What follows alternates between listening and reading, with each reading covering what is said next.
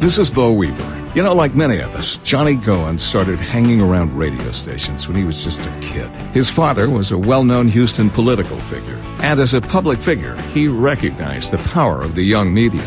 And when his son Johnny tagged along to radio station interviews, he saw the magic that was happening as the DJs of the day spun those stacks of wax. People like Paul Berlin and Chuck Dunaway saw his keen interest and encouraged him to follow his dreams. At the tender age of 16, a big one came true when he was hired at the mighty 1590 KYOK. Okay, what's wrong with this picture?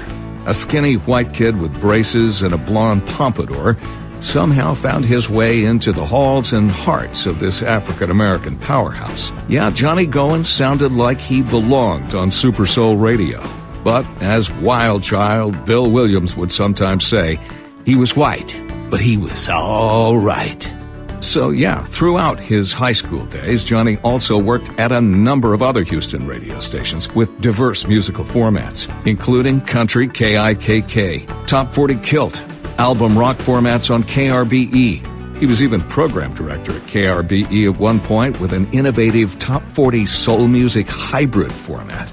He was on the air at MOR program KPRC and was part of the original air staff when KENR went country. And when FM radio really started to take off in Space City, Johnny was there to usher in the new sounds on the emerging band. But it was KFMK that provided the environment that really let Johnny's unique style flourish. With the full support of management, he had the freedom to play and say just about anything he wanted. Ratings soared, as did he, like the time he broadcast his show from the Goodyear blimp. But beyond big ratings, it was earning the respect of the city that gave Johnny his biggest rewards. More than once, he was voted best radio personality by the readers of the Houston Post.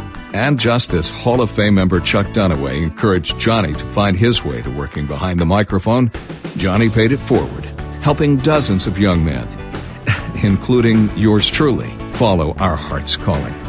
Little known fact, Johnny Goyen helped me make a fake air check in his garage radio studio at the Goyen family home, and it got me my first on-air job at KRBE at age 15.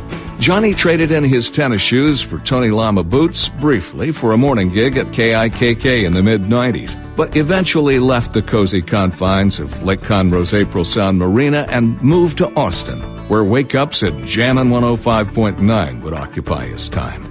These days, like so many of us, he utilizes his home studio for a variety of projects, creating content and specialty programming for a number of clients.